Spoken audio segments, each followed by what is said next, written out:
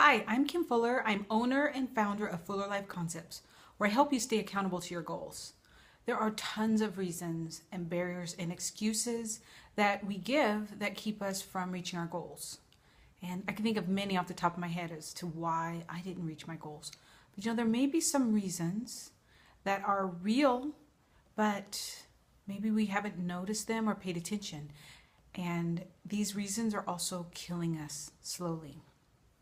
So I have a couple of statistics I want to share with you. One is that 75% of all doctor visits are for physical complaints. So like headaches and backaches and stomach aches, unexplained pain. A lot of women go in and they get diagnosed with fibromyalgia.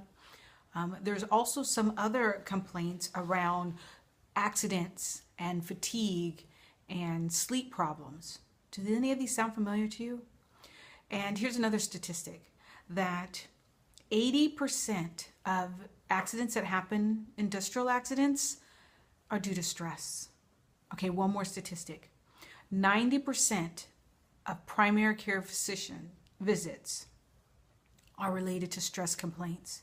So 90% of the time when we go to our primary care physician, it's for complaints that are directly related to the stress that we allow ourselves to be under. And what happens when we're under stress? We don't eat right. We don't get good sleep. We have irritability. We probably have some challenges in our relationships. We have poor work performance. And we're just not focused and able to reach our goals. So there are a lot of reasons and different stressors that are causing this to happen. But I want to talk about the one that's kind of silent, meaning the one we don't talk about.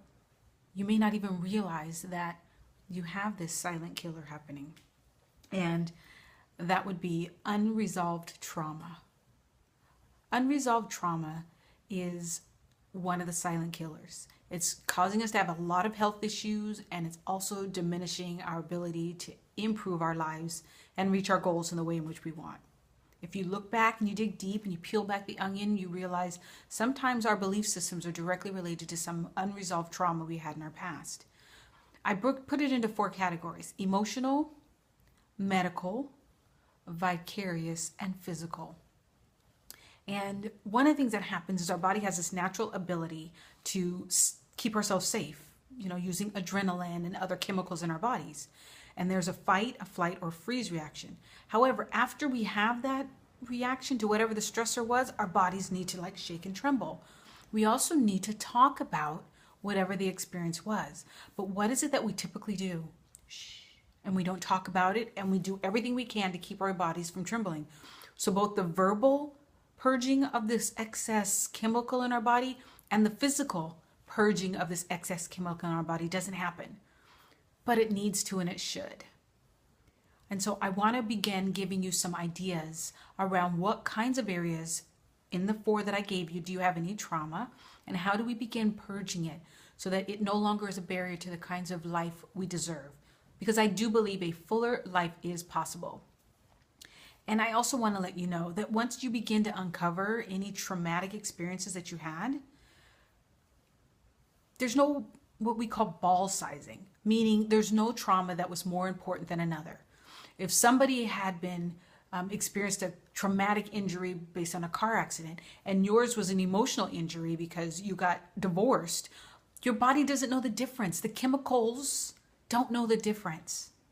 So I don't want you to think that, oh, my trauma wasn't as big as somebody else's or that important, because our bodies don't know the difference. And we still need to get that chemical, the excess chemical, out of our bodies through physical and verbal ways. So I want you to start by just taking some time to listen to the next video that I send next week that talks about ways to begin to identify any traumas. But for today, what I want you to do this week and beyond is I want you to take time for yourself.